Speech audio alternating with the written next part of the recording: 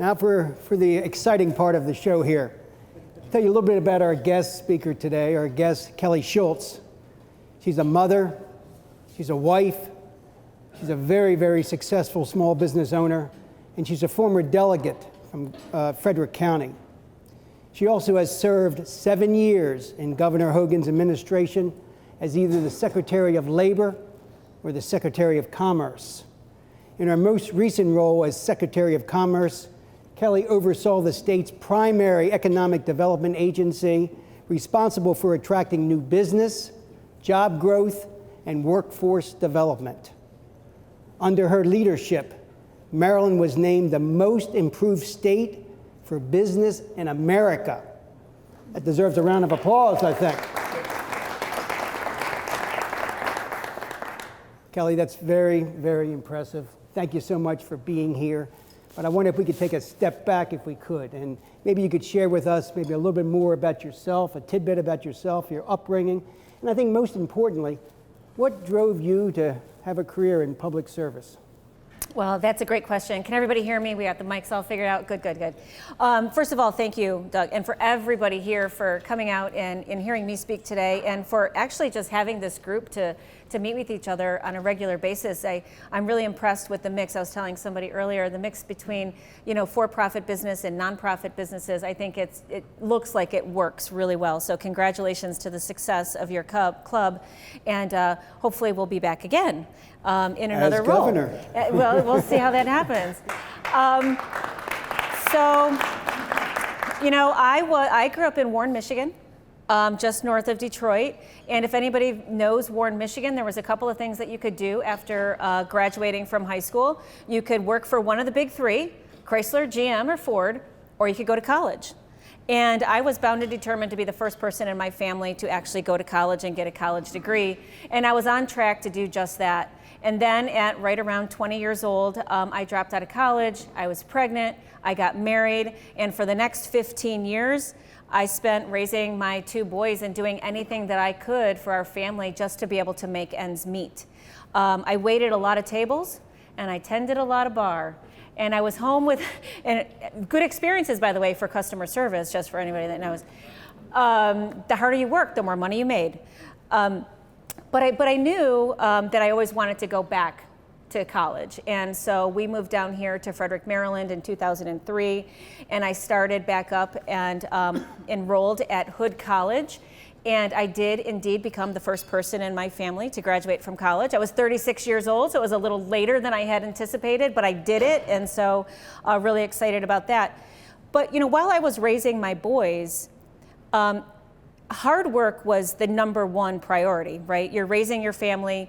But I wanted my boys to have every opportunity in the world, so I was very involved in their lives. So between, being that PTA parent, between being the hockey mom and tying lacrosse nets on the sticks, doing all of that, teaching Vacation Bible School and Sunday school, I knew that public service was always in my heart, right? And one of the questions you asked me earlier, Doug, was how does that translate then into politics? Right. And I never thought that it would, but when I was a student at Hood College, I was going to be a political science major because that was the best path to get to law school, I thought. And so I'm like, I'm going to do anything I can. I'm going to go to law school, so I'm going to get my bachelor's degree in political science, learn about women's studies. I had a lot of law classes while I was there. And then I realized very quickly that my children were going to college too. And so... Same parties too. Yeah. So sending them to college when I was, thinking about continuing my education, I said, okay, I'll put mine off. We're going to send the boys to school and work hard to be able to make sure that they had those opportunities. But while I was a political science major, I got to know some people in the community. Everybody knows you need internship credits and you need to do all of this for your degree. So I volunteered on a couple of local campaigns and got to know some very influential people in Frederick County. And so it just kind of steamrolled from there, but it always led back to wanting to be able to serve the community, serving the public. I didn't know that translated into politics and never in a million years dreamed that I would, but that's how I got into the political scene at first. Interesting. Don't we love that story? The grassroots, struggling, making ends meet, single mom, working hard, probably 2 or 3 jobs, like you were saying, And this, you know, what's the old saying? The harder you work, the luckier you get, and you got pretty lucky. Let's talk about the next step, okay? The transition, like you said, from public service into politics, and now running for governor. Why governor? Oh, because it's the crazy gene, I say. There's something, you know, just the DNA. But I think, in all seriousness, you know, when I did graduate from Hood College, I was very, very fortunate to be able to get a job in the defense industry, and I worked in logistics with the military on logistical programs with all of the military branches. And that was a great experience. I did that for about 6 or 7 years. And then after that, I started with a partner of mine, a cybersecurity business working on software and server solutions, hardware solutions for NSA actually. Went through all of that, and then I walked away to do this. But the first time I thought about running for public office was in 2010, and I told this story at my table. In 2010, I was just a grassroots helper, right? I was helping people on their campaigns. I had spent a little bit of time in Annapolis. I had seen how Annapolis had worked. Had worked a couple of days a week for then Senator David Brinkley, who is now Secretary David Brinkley, Secretary of the Department of Budget and Management. He became one of my dearest mentors and still one of my best friends. And I saw how Annapolis kind of worked. 2 days before the filing deadline in Frederick County for the House of Delegates, my legislative delegate from my district decided that he was dropping out of the race. And so somebody said, Kelly, you might want to think about putting your name in the hat. But the filing deadline is in 2 days. This was 4th of July weekend. And so I was a single mom at that point in time, and I talked to my boys about it, and I said, what do you guys think? Is this the craziest idea ever? And they said, well, yeah, maybe, but are you going to regret it if you don't do it? If you don't at least try? And my younger son said, Mom, if it's not going to be you, then who's it going to be? And do you think that they could do better than you? And out of the mouths of babes, and he was a teenager at that point in time. I think that was the longest sentence he put together in 10 years. But it really made me think. So I said, you know, you're right. If I don't go down to Annapolis and put my name on a ballot on Tuesday, I am going to regret it. So I put my name on the ballot. I had exactly 2 months to win a pretty crowded primary because it was an open seat. And at the end of the day, I won that election by 7 votes. Wow. And I guess, as you say, the rest is history. But, you know, again, it was such a joyful time for me. It was a lot of hard work. I had a pair of flip-flops that I wore every single day that I put on after I got out of my real job in Northern Virginia, was working out of that office. I put on my flip-flops and I started knocking on doors every day after work and all weekend, all Saturday and Sunday. And it was the interaction to be, does everybody remember what was happening in 2010? We were coming out of the Great Recession. And I talked to construction workers and people that had been unemployed for a couple of years. It was a really, really tough market. And every single person that I talked to said, Kelly, they're just not listening to us in Annapolis. They continue to raise our taxes, and we need somebody that's going to help us and bring our voice to Annapolis. And I said, I promise you this.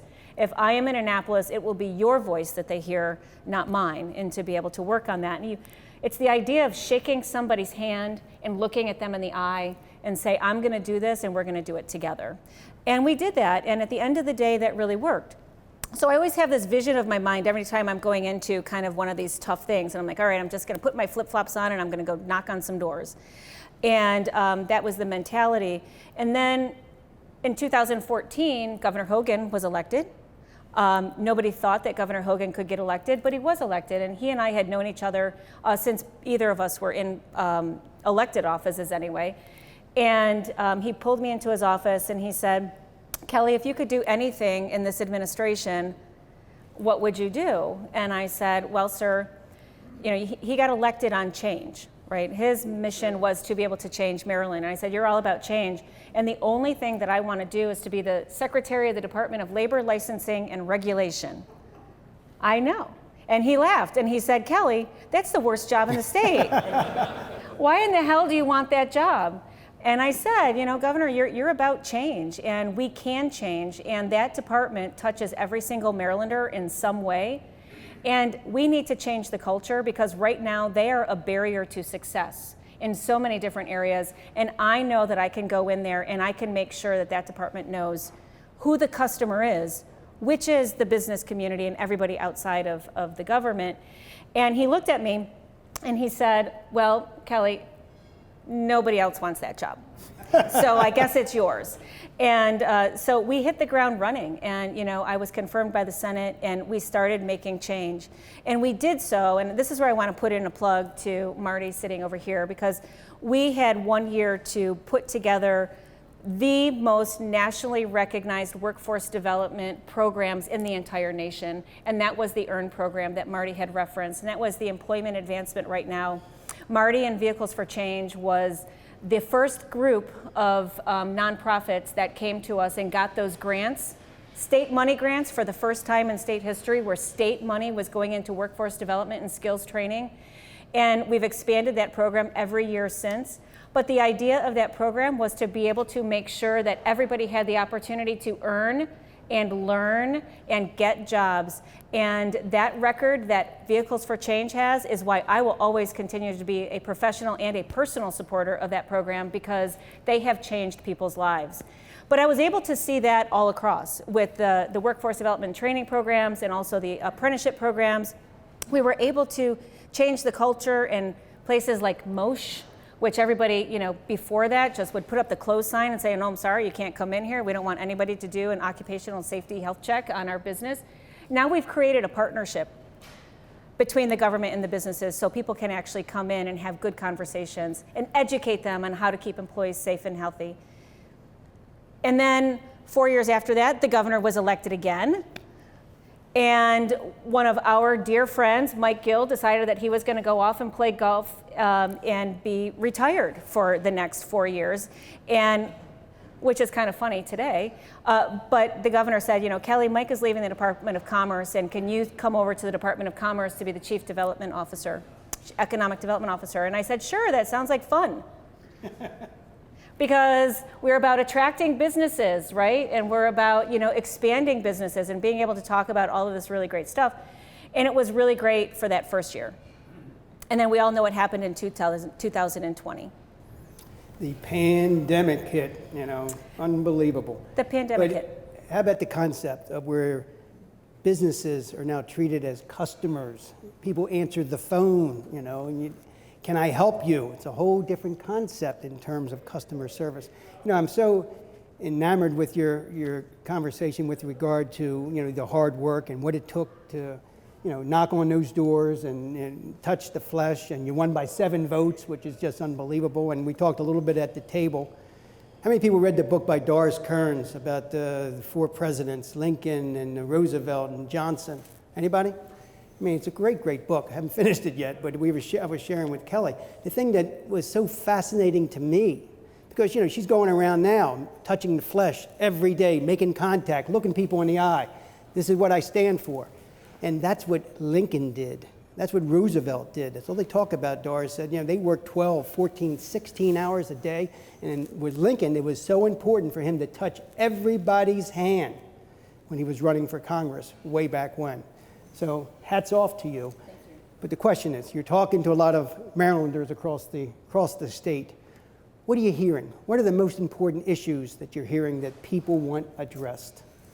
I don't think it comes as a surprise to anybody in this room. The 3 most talked about issues at this point in time: safety. Nothing else matters if we don't feel safe. Education, making sure that we have, and I'm happy to talk about some of these in deeper context, but education, everybody wants to be able to make sure that our children have the best educational systems and that parents have the opportunity to participate in that educational system, and there's choices within that educational system. And then obviously the economy, prosperity, right? Being able to make sure, regardless of the zip code that we live in, that everybody has the opportunity to their own personal prosperity. And we talk about that all day, every day. I noticed, I'll just say this about the safety issue. We need to be able to make sure that our criminals are treated like criminals and that our police officers are treated like heroes. We also need to realize, like some of you in this room do, that everybody has the opportunity for additional opportunity, and we have to be able to provide that at some point in time too. That's why I feel so strongly about some of the work that the nonprofits are doing. But we also need steady leadership, and our children need to have that steady leadership, and it comes from the family, but it also comes within that school system. And to have that steady leadership is critically important to be able to make sure that parents know that the schools are teaching the kids what they need to learn, reading, writing, arithmetic, and heck, why not teach them a skill so they can do something after graduation? I give the governor great credit. Last week, he put out a new policy that they were rewriting a lot of the job qualifications for state government themselves in order to be able to take away that 4-year college degree requirement. Not because we're opposed to 4-year college degrees, but there's an awful lot of skills that you can obtain that you can go to work, and taking that barrier of that extra education away is going to be really helpful for some people in certain zip codes. And we have to make sure that the taxpayers know exactly where their money is going. I mean, it becomes very important for us, especially in the educational system, that the money is going to the classrooms. It's following the students as opposed to getting stuck in administrative functions and for programs that maybe we don't want. And I think it's hugely important to be able to expand our P-TECH opportunities, vocational education, charter schools, because parents should have the choice as to if your child is in a failing school, that should not be your only choice. You should be able to put your child into a school that's going to be a credit to them so that they can get to prosperity. And we're talking about a lot of the prosperity issues right now, Doug, and I appreciate this, but those taxes is a big deal, right? When I was in the House of Delegates, when I was so blessed by those 7 votes, and I went to go spend 90 days a year in Annapolis, and we talked about taxes a lot. 40 times taxes were increased.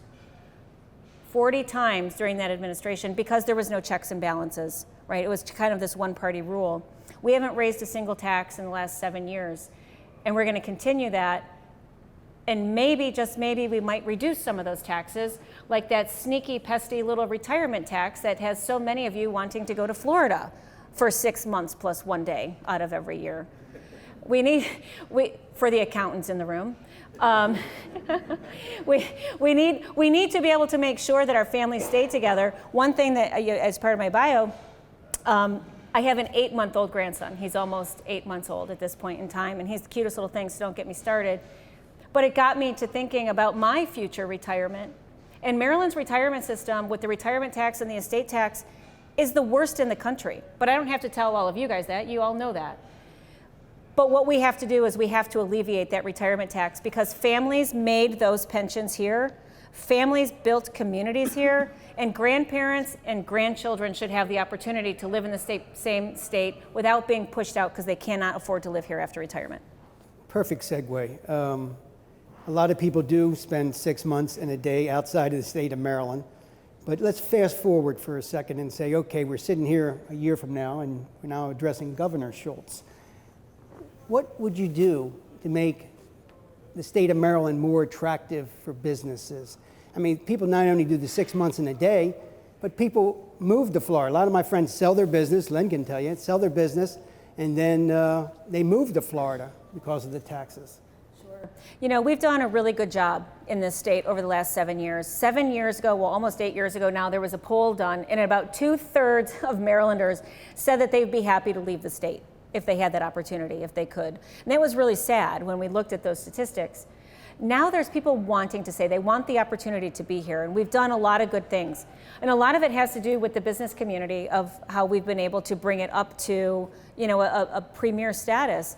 Putting together policies and moving forward with those same policies, like the manufacturing, more jobs for Marylanders, to be able to entice manufacturing jobs into the state of Maryland, and to be able to credit those companies and incentivize them for doing that. In the last week, we've had 2 great big announcements. One, Hitachi Rail, that is building a new manufacturing plant in Hagerstown, and then the UST, they're manufacturing nitrile gloves. I'm hoping I said that right for everybody in the audience. But 98% of those gloves had been produced in Asia. And during the pandemic, there was a shortage of those gloves in our healthcare system, and there was that healthcare crisis that we needed to keep people safe. Now they're bringing 2,000 jobs to Trade Point Atlantic to be able to produce those gloves here in the state of Maryland. So we've been able to reduce regulations. Over 800 regulations, state agencies just got out of the way as hurdles and barriers to businesses all across the state. This all got us to a point of being the most improved state for business in the nation, but it doesn't mean that we're finished, right? It means that we have to continue on with those very healthy economic policies in order for us to be able to continue forward on the path that we have been on, which is a good economic path to have been on. And we can do that. But we can't do it with, having, just rubber stamping stuff coming out of the legislature. There's still those political realities. So you need somebody that's going to be there to fight for it every day. The 6% sales tax, like I said, in Florida, it's 0. I think Texas is 0 as well. Is that something that ever can move in that direction? I mean, it's a stumbling block for so many people. I think so. I think that there's others. We put through in this administration the Relief Act, which was the largest tax relief of any time in state's history, being able to go to those working class folks and being able to do that. One of the greatest taxes just recently that we're hearing about was the inflation tax. Does everybody know what the inflation tax is? Because inflation is going up, gas prices are going up, and guess what? Because of the bills that were passed in 2013, the gas tax was connected, it was indexed, right? So it was attached to the CPI. So every year, regardless of whatever you do in Annapolis, legislators, they took the power out of their hands and they connected it to inflation. So what did we see this year and what will we continue to see? Our gas prices are going to rise percentage-wise more than any other state in the nation because what we had connected it to with the CPI. So I am here to tell you, the Governor Hogan, he repealed the rain tax the first year that he was in office. And I'm here to say that we are going to repeal that inflation tax the first year that I'm in office because that is the tax that hits the hard-working Marylanders the most. Those Marylanders that are just trying to get by, just using that car to get to work, when you have to pay an extra $10 every time you fill up your car, that means a lot. And we have to be able to make sure that Maryland remains one of the leading states when it comes to wanting to be energy dependent so that we do not have the rising costs. Because what is happening in Washington, D.C. right now, prices are skyrocketing. And some of it can be controlled, and you need somebody in Maryland to be able to make sure that we keep our independence. Absolutely. Let me ask you another question or two, and then we'll open it up to the audience as well. Talk a little bit, if you could, Kelly, about the labor shortage. What can be done to make sure we don't have that problem in the state of Maryland? There's an ample supply of labor across all industries. Yeah, so it's kind of a tricky question. How many people in this room have problems with finding valuable employees? Not even valuable, just employees. Just employees. We'll take anything at this point in time, right? And I hear it every single day, and it doesn't matter what industry it is, right? A lot of it is the hospitality industry right now. I'll say the hospitality industry with restaurants and hotels, because of what happened during COVID, there were a lot of those employees that decided to leave that industry because it was unstable to them. It was no longer providing them an income, so they're out now going to get retrained in another type of an industry, which is not necessarily a bad thing, but we have to bring people back to that industry. But that industry is also going to be automating and doing different types of things to accommodate for that. But what I saw in the restaurant industry specifically, because they were undoubtedly one of the worst hit industries in the entire state, we at Commerce gave out hundreds of millions of dollars to small businesses to provide funding for grants and for over 30,000 small businesses to get funding from us directly. But on the question of what we can do, it was those restaurants that used everything in their power to be able to retain their employees throughout the course of those 2 years that will probably never have a shortage of employees. And there were some owners of those businesses that went into their personal savings account just so that they could keep their employees there. And so I have huge respect and huge empathy for all of the businesses for what they had to go through for 2 years. But I always say, even when I was at the Department of Labor, this was before anybody knew that there was anything even like a pandemic that was coming down the horizon, our employees like to be treated really well. But the government can't mandate how they're treated. The government should not mandate how they're treated. And this goes back to the minimum wage issue. And there was such a battle in the state, in the legislature, about raising the minimum wage, and we kept saying it's a supply and demand issue. The more employees you have out there, the easier it's going to be on the business. If you have a shortage, it's going to be more expensive. Now the mandate is $15 an hour by next July, I believe it is. But I have signs in front of my Burger King in Newmarket that says that they're hiring people for $18 an hour. So it's a supply and demand, it's economics, and it's getting people back to where they should want to work to be able to create their own prosperity.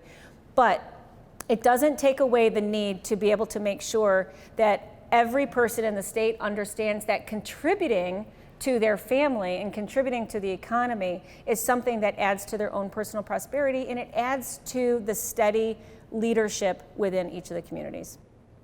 Without a doubt. Questions from the audience? Yes, sir. Joe.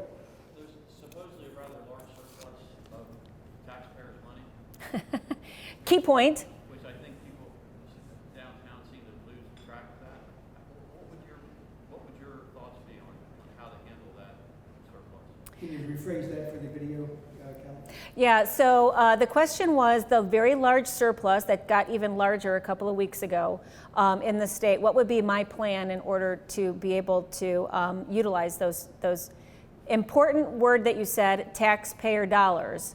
So first of all, they are taxpayer dollars, and there's a couple of initiatives right now in the General Assembly, one of which is the reduction of that retirement tax. I'm fully supportive of using the increased revenues and that surplus to go back to retirees so that we can finally afford to, I think that we would have been able to afford it previously, but now we can talk about implementing those tax cuts, at least for a portion of the retirees. I think that's really important, and that will do a lot for our business owners as well. And then I think, I'm a conservative. I was a single mom. I like to stash money away for a rainy day. Because there's always going to be a rainy day, you just don't know when it's coming. I know that we are pretty settled in that right now, but I would like to be able to prepare for that so that we don't have to come back and raise taxes at all at any point in time in the future, so that we can pay for some of those emergency types of opportunities. And also so that we won't have to look at any type of increased taxation at the state level in the future. I think it's really important to prepare. And for us, we're really good right now. Maryland is in such a good spot. And we don't need to create lots of new programs. Some people get really excited about a great new program. We have great programs in the state that work. Let's make them the best, and then we don't have to do more in the end. It's almost an oxymoron having a surplus in state capital. Mr. Lynn. I like the idea you have about the retirement, because that is the reason people leave the state. But the other reason people leave the state, because we humble, is they leave it because of the Maryland state tax. You can go to Virginia, you can go to North Carolina, and you don't get taxed on your wealth that you accumulated and worked so hard to save. I agree, Len. So Len brought up the idea of the estate tax, and I agree. Maryland is, I believe, the only, if not one of the only states in the country that has the retirement tax where it is and the estate tax. And we have to be able to confront that, and we have to be honest with ourselves about what that does for our adult population. I agree with you, Lynn. Keeping people here. I always say, there's a reason why we all love Maryland. Maryland is a great place to live. We have the ocean, we have the mountains, we have cultural activities and everything in between, and a variety of different demographics and people and community. So there's a reason we live here. We shouldn't have to leave this home that we all love and provided each and every one of us all of these opportunities. We should be able to stay here without being penalized just because we're retired. Great point. We don't want to leave. And the extra revenues that come in from those retirees certainly do help the economy. And that's a point that often gets brought up to our legislative partners in Annapolis, and there's something that just doesn't click. Yeah, I mean, you hear the same thing. People move to Delaware too. Again, no state tax. I mean, it's like a magic number. Yes, sir. Kelly, you did mention about bringing manufacturing and other companies to Maryland. Maryland is still one of the high tax states for businesses. So how would you be able to attract businesses which are going and sitting down in Northern Virginia and other places there? The tax rates are much better for them than having to move into Maryland. So Yeah, so the question was, how do we attract businesses to the state if we have some of the higher tax rates for businesses in the country? And it's very tricky. We have a secret potion and a magic wand. Actually, no, it's amazing. There's some industries that Maryland is the best place for them to be. And so we in Maryland incentivize them to come here. So the manufacturing community, for example, we have a program called More Jobs for Marylanders. And this was a bill that we worked to get passed in 2016. And this provides an incentive for manufacturers to come here. And basically what we do is that we give them a tax credit based on their payroll. So a percentage, I believe it's 5.75% of each employee's pay comes back in a tax credit form to that manufacturer. And the legislature has been very supportive of this. This was Governor Hogan's premier, I would say, his premier piece of legislation over the course of the last 7 years. And that is remarkably helpful. That the glove company, UST, that just created 2,000 jobs, we competed with North Carolina for almost a year to get them here, and we won. Hitachi, that is building the new railroad cars for WMATA that's going in Hagerstown, that's going to have 500 jobs. We competed against all the states in the Mid-Atlantic region, but they're here in Maryland. And I would say the other industries, life sciences and cybersecurity, huge industries for the state of Maryland, partially because of our geographical location, right? And we're a lot cheaper than Silicon Valley at this point in time. So we have many, many of those companies coming out. We have 74 federal laboratories in the state of Maryland. So if you're in biohealth, life sciences, cyber, anything having to do with high tech, Maryland is the place to be. And you can't drive up and down 270 in that corridor between Montgomery County and Frederick County without seeing new industry and new, sometimes manufacturing, but a lot of research and development from those companies that are happening right here. How about Marriott? That was a great, great save. I mean, they were, I don't know whether they were threatening or that was the ploy, but you got them to stay for, I guess, a long period of time. We saved Marriott, we saved McCormick. There was a big threat that McCormick was going to want to consolidate their facilities and possibly outside of Baltimore. We were able to keep them. It's about creating relationships. I think it's also, the relationship part is big because they know that we appreciate having them here and we're going to do everything in our power, and you create that business partnership. And that's what the state can be, especially in economic development. But also with some of those companies, we put together packages for workforce development training, right? Because they have the issues that everybody else has here. How are we going to recruit 2,000 jobs to Trade Point Atlantic if we're going to be manufacturing these gloves? We put together workforce development training programs. We go to the schools, we go to the community colleges to be able to make sure that they have that pipeline, because workforce is the #1 issue outside of taxes of any company that wants to expand and relocate to any state. And we're very fortunate that we have been leading the nation in some of those out-of-the-box types of programs. Fantastic. Other questions from the audience? Yes, sir, Anthony. We'll change topics from taxes. You mentioned education, and you mentioned the money following the child. In Maryland, do you think that's a realistic thing that we could achieve with the money following the child like Florida has and stuff like that? I think that we have to think that it's realistic, and it's a very difficult problem.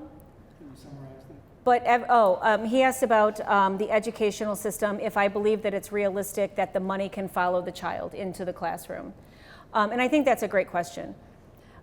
I think realistically, yes. Do I think that it's going to happen overnight and that we have the immediate answer to it? Probably not. right? Because the toughest problems, it's going to take us all together to work on some of the best solutions. But this is what we do know. We do know that P-TECH schools work. We do know that adding vocational education into our K through 12 systems allows those children to get the education that they desire, that's going to help them on their career pathway. And we can continue to do that. We've seen that. In Maryland, we started one of the first youth apprenticeship programs for K through 12 education in the country. That means right now, every single school system in the state has the ability for those juniors and seniors in high school to partner with a business, it could be any one of yours, by the way, where you bring in that high school student and they're doing the same thing. They're earning and learning. So your high school is giving you a curriculum based on your career that you choose. And I'm just going to tell you, and you get a paycheck at the end of the day, which is the best thing about apprenticeships, because you're learning and you're getting a paycheck. One of the best stories that I ever tell is this young girl. She was in Washington County. She was a senior in high school, and she wanted to go into something in the business world, but she wasn't exactly sure. So this insulation company hired her as a youth intern when she was a senior in high school. And they put her in their business office, and so she was, as a 17-year-old young woman, she was writing up bids for jobs. Every single bid that she did, they won. And she was one of the hardest workers that they had. She graduated from high school, and that business wanted to open up a second business and asked her to be the opening manager. As an 18-year-old high school graduate, and she's going to go on and she's going to continue lifelong learning, but we're able to provide children, no matter where they live in the state, with these same types of opportunities, and it does not have to be cookie cutter, and it can follow the student, and each student and their parent should have the choice as to what that looks like. Same concept, rewards for hard work. I know you're running some TV commercials on the Parental Bill of Rights. Can you talk a little bit more about that and, about education in particular? Sure. So, and it's based on all of this theory, right? We all truly believe, and I think it became very apparent over the course of the last 2 years during the pandemic, that parents became very integrally involved with their children's education. Unfortunately, sometimes it was the first time these parents were really seeing, how their kids were learning, what they were learning, and they wanted to be an active participant. And they became active participants. But we all know what happened a year ago in Virginia when somebody unfortunately said out loud in public that parents should not have involvement in the curriculum that their children learn. Thus, we have Governor Youngkin in Virginia. And that was really that. And I think that was just able to open all of our minds about the involvement of parents. Now listen, my kids went to public school, and I was in that classroom when the kids were in elementary school every day. I was one of those parents that sat outside the classroom with the first graders, and we read all of those books. And I was a very patient person back then.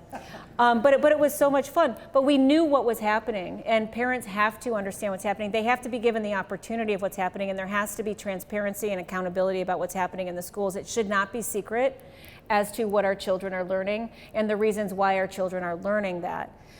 So that idea of transparency for the family is really important. But like I said, it's also just as important with the Parental Bill of Rights to have the school districts accountable for how their monies are being spent.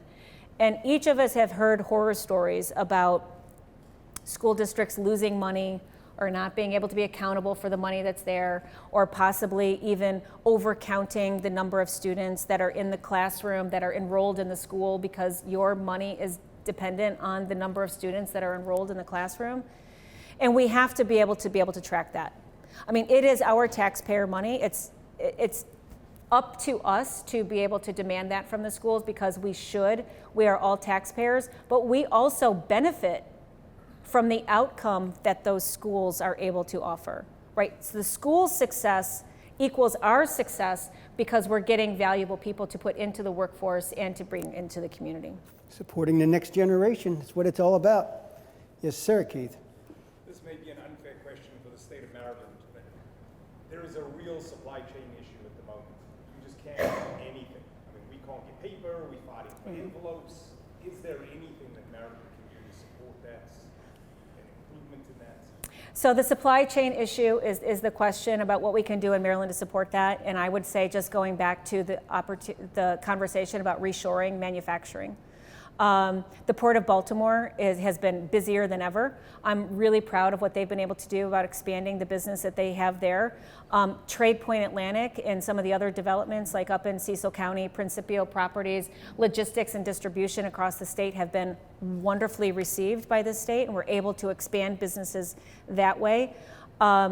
We know that the tunnels and the railways coming out of the port, being able to elevate them, being able to make sure that we have transportation from our ports out to different areas, that's going to help with the supply chain. So I don't think that there's one thing that we can do, but I think there's multiple things that we can do to be able to continue that logistics and distribution part.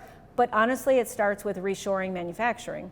Being able to make sure that we're not dependent on something to come from overseas all the time if we can produce it here in Maryland, which is why, Maryland has pushed really hard for 8 years. And don't quote me on this, because last year we were the number 8 state in the nation for manufacturing jobs, and I think we're still pretty much there. But we've had to work really hard in order to be able to get there, and we'll continue to do that. Other questions? Marty? Kelly, now that you've answered all the easy questions, Baltimore City is a mess. A lot of us have businesses in Baltimore City. We work in Baltimore City.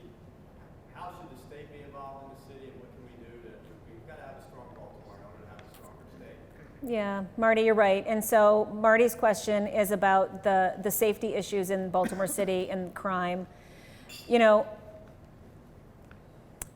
To me, none of this other conversation matters unless we have the feeling of being safe.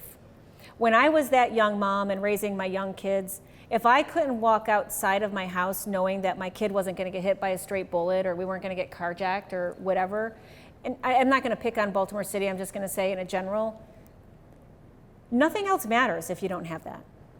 Right? So we as a state have to continue to push forward very strong crime legislation. There is some crime legislation right now that the governor has supported, and I'm fully supportive of that.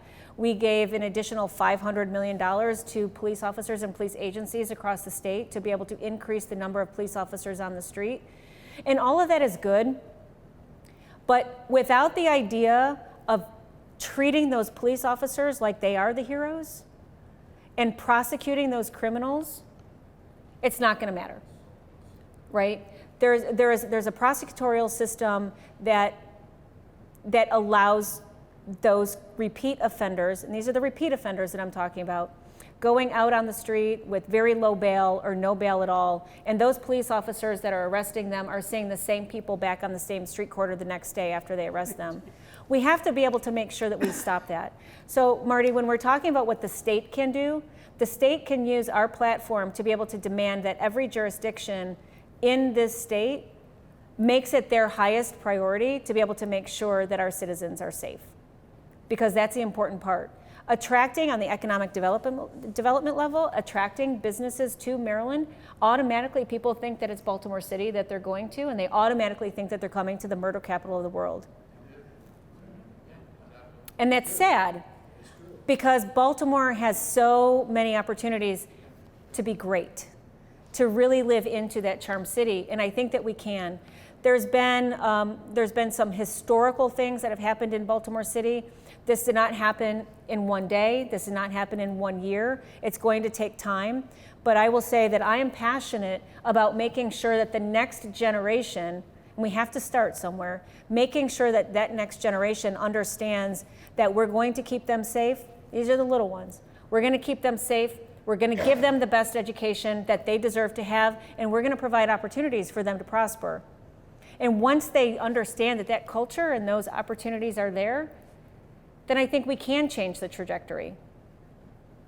We have to hold the entire system accountable. It's not just the police force, it's not just the judicial system, it's not just the parents, it's everything combined, and you need leadership, steady leadership, in order to be able to make sure that we all continue to move in that same positive direction. I always thought, you sit there and think, well, gee, what could we do? I mean, what would I do if I was governor or mayor or whatever? The compensation system is just so crazy. We pay the police people, relatively little. We pay teachers, Most teachers have to work a second job. But, you know, baseball players and football players, you know, they get multi-million-dollar contracts. It's almost like an upside-down universe.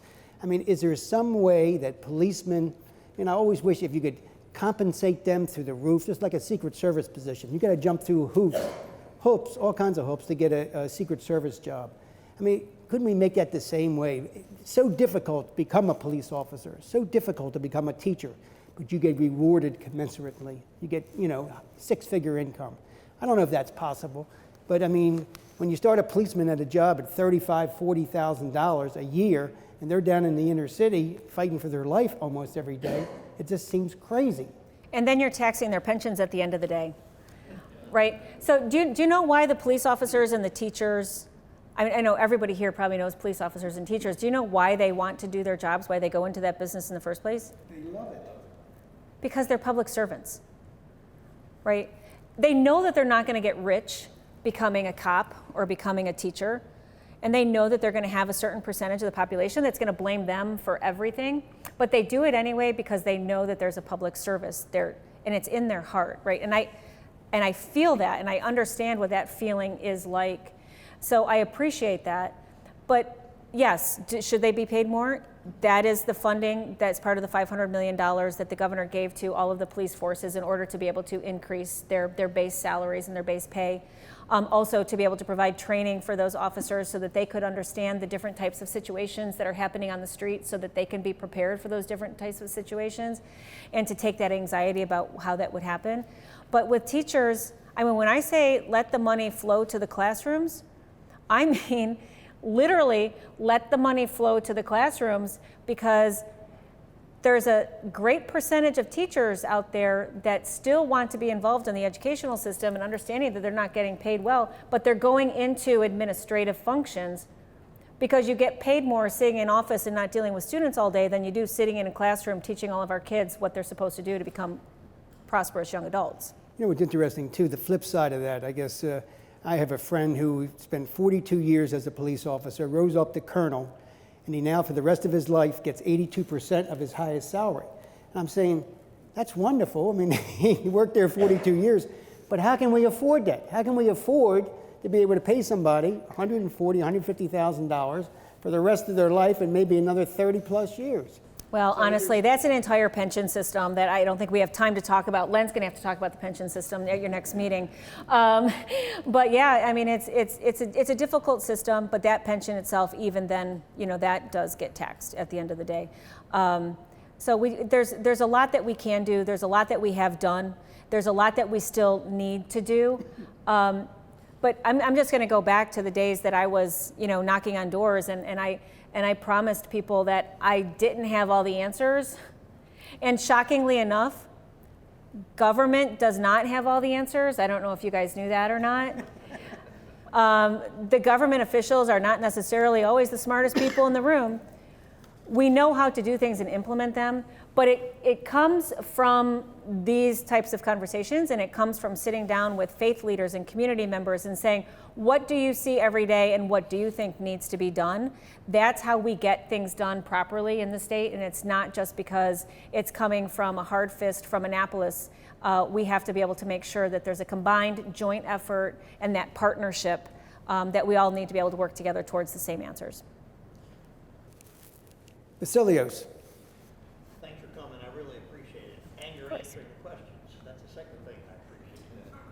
My question is, we're really a start here. We're creating a culture that is not respecting accountability in any way. You look at the school system, you have a bad school, the statistics come out, and the CEO of Baltimore City Schools is still there, has her job, wants to talk about, you know, forget about the heating units, let's just get more jackets or whatever, or huddle around the classroom. And then you jump over here and you're teaching a whole group of people that you can be rude to police officers, and you can do any minor crime offense you want, because you're not going to jail, you're not going to get punished. And as time goes on, this is the culture we're accepting and saying it's okay, and yet why is it going to change? Because we elect people who want to do that. And she's being indicted and being checked out right now, but at the end of the day, she's not going to enforce the laws either. at some point, someone's got to step in and say, hey, the culture's getting all screwed up. We're not all on the same page. We're not all being held accountable. Who's going to fix that? I mean, everybody talks, but then I don't see anybody implementing a solution. They blame each other. Politics won't over. Right. So I'm going to try to paraphrase. I was going to what say you just that'll be a said, tough Cecilia. one. Accountability. Accountability, and things are happening, and how do we control things that are happening, whether it be fraud or elected officials not doing their job or whatever that is. And honestly, I think it takes all of us, and I do really think it has to be this uprising, and that's why we talk about the Parental Bill of Rights. I'm just going to ask everybody here, before everybody's big conversation about what was happening in the public schools during COVID, did anybody here know all the members of your school board in your local jurisdictions? Good for you. I didn't. I did at one point in time because I was really involved, but I didn't know. But I still voted for them. I got to read up a little bit on them, right? So somebody voted them into their seats on the school board, and they have power, and we gave them that power. And now we have to look for those, I'm just using school board as an example, those types of elected officials that are going to be in line with where we stand as parents, as leaders in the community, because we want our children to have the greatest opportunities. And we need to look at those school board meetings. I can't tell you how many times I have people reach out to me as they're filling out their sample ballot before they go in to vote and say, Kelly, who am I supposed to vote for? And I say, well, you can find all their information here on the website. There's candidate bios, there's all of that. But people don't want to take the time. Now they're taking the time. And all of a sudden, school board elections are becoming some of the hottest elections across the country because people want to be able to be involved. It's the same with every other elected official. We have to hold our elected officials accountable. We have the opportunity to hire and fire people every 4 years in the state of Maryland. If we want to hire somebody else, then we have to go to the voting booth and we have to vote somebody else that's going to be more in line with our values and how we see the state and our local jurisdictions going. Len. You want to increase manufacturing in Maryland, and the issue I see, because I used to work, I was on the board for the Maryland Manufacturing Extension Department, but I represent manufacturers and construction companies involved. And the big problem is, I think there needs to be some type of education to parents and students that you don't necessarily need to go to college to get a college degree to make good money. A lot of people spend all that money to get out of college and you see their W-2s, and they're not making as much as they can make in construction or in manufacturing, and you're going to need to have those people winning those jobs and educated. And it's not a dirty job. It's a good job. Len, you're speaking my language. You're speaking my language. So Len says that we have to educate students and parents, more so the parents than the students, about good quality jobs that may not necessarily have to do with a 4-year college degree, and that they could work with their hands and they can do vocational schools.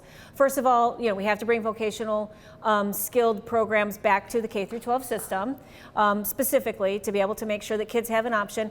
And by the way, it's not just the kids that we call they can't get through the math and the science and all of that can go through these programs. There's a lot of kids that choose to go through that program and are very, very bright. I walked through apprenticeship training programs with one of the trades unions, IBEW, during one of their electrical and let me just say, that is not for the faint of heart. And I was lost at step number 1 when it came to some of the formulas that they were using. Very, very brilliant people to go into these programs. And by the way, we're always going to need a plumber. And we're always going to need an electrician. And these are the men and the women that have a boat docked over at the Chesapeake Bay and probably even a second home at Deep Creek Lake. Len will tell you. I mean, and these are the people that do that. And so this is what happened to parents in like the 80s and the 90s. Every parent thought that the way to success was for your child to show your success as a parent was going to go to college. And when your children were born, they were born with your favorite school colors on. Everybody had the little baby outfit, said, we're going to go to, we're going to be a Maryland Terp or whatever, school you were going to go to. And what we did was we hindered the opportunity for all of these different types of career pathways. And we put so much emphasis on the 4-year degree that the only way we could go after that, putting so much emphasis on that bachelor's degree, was to demand that everybody then had a master's degree. And so now you can't get a job if you have a bachelor's degree because everybody has a master's degree. So we have inflated that college. I'm not saying there's anything wrong with that, and there's some professions, and I'm a huge fan of, obviously, lifelong learning. I graduated when I was 36 years old. But everybody doesn't have to do it. So being able to provide those opportunities at the earliest ages is something that's critical. Yeah, they could be making money out of high school, and by the time they would have gone to their master's programs and other graduate programs, they would be making more money than they'll ever make with all those degrees. A 3-year apprenticeship in an electrical program makes a lot of money.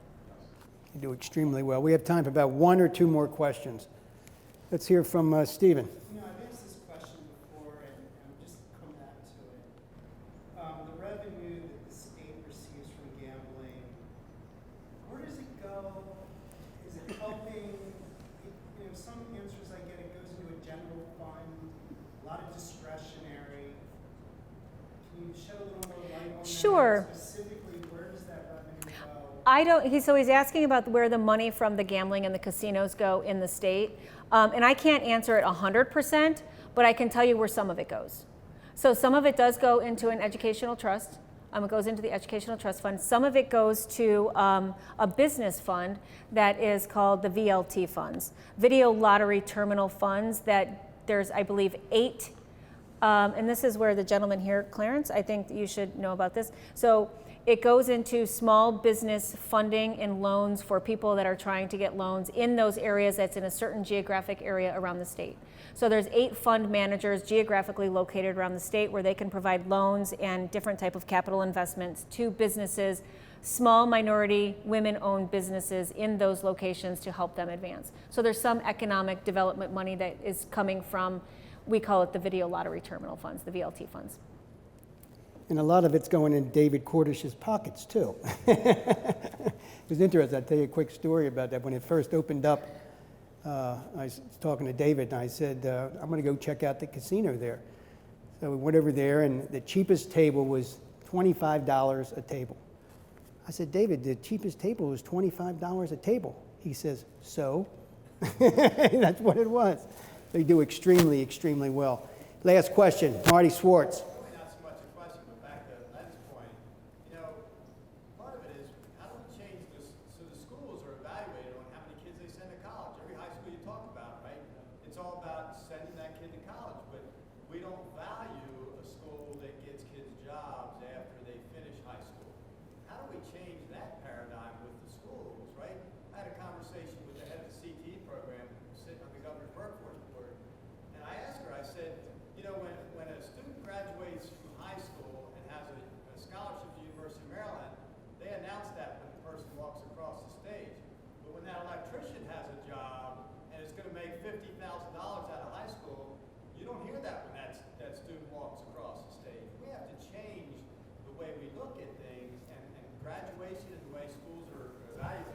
That's right, Marty. And so for the camera, it's about how we look at the value of the educational opportunities and the careers that the students are getting. And that was something that I worked really closely at the Department of Labor with the school system and the data collectors, because we need to be able to collect those data. Because if you're moving in here and I'm attracting a business in economic development from out of state, where are those business executives going to go to look for housing?